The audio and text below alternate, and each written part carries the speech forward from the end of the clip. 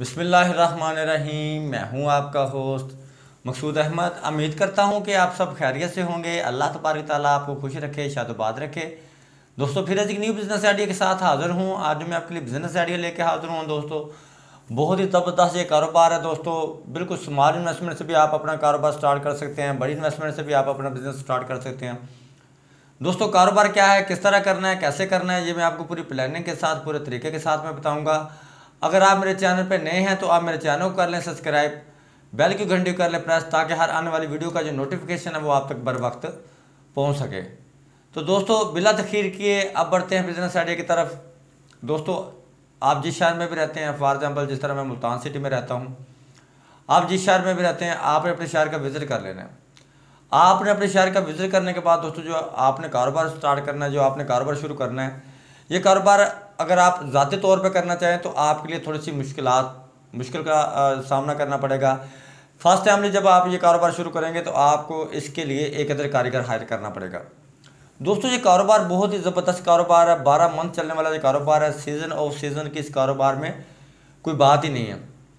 ये बहुत ही ग्रो करने वाला बिज़नेस है। दोस्तों आप ये कारोबार लाख से 1.5 लाख रुपए की इन्वेस्टमेंट से शुरू कर सकते हैं। लाख से 1.5 लाख रुपए की इन्वेस्टमेंट करके इसमें आप 1.5 से 2 लाख रुपए महाना आप बासानी इसमें आप कमा सकते हैं। 5 से 6 हज़ार रुपये, 6 से 7 हज़ार रुपये पर डे इसमें आप बासानी कमा सकते हो।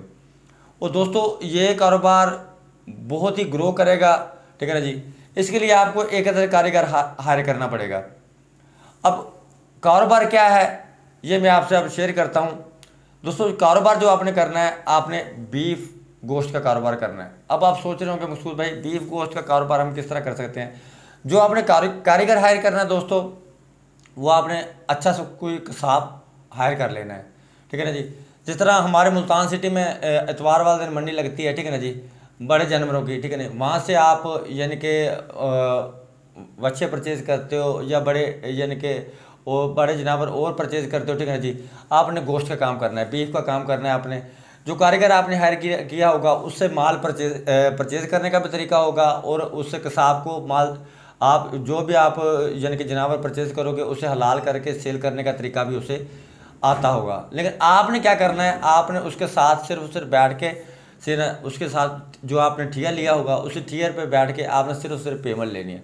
आपका जो कसाब हायर किया होगा आप उसने सिर्फ गोश्त बना के देना है, ठीक है ना जी। आपने सिर्फ पेमेंट लेनी है।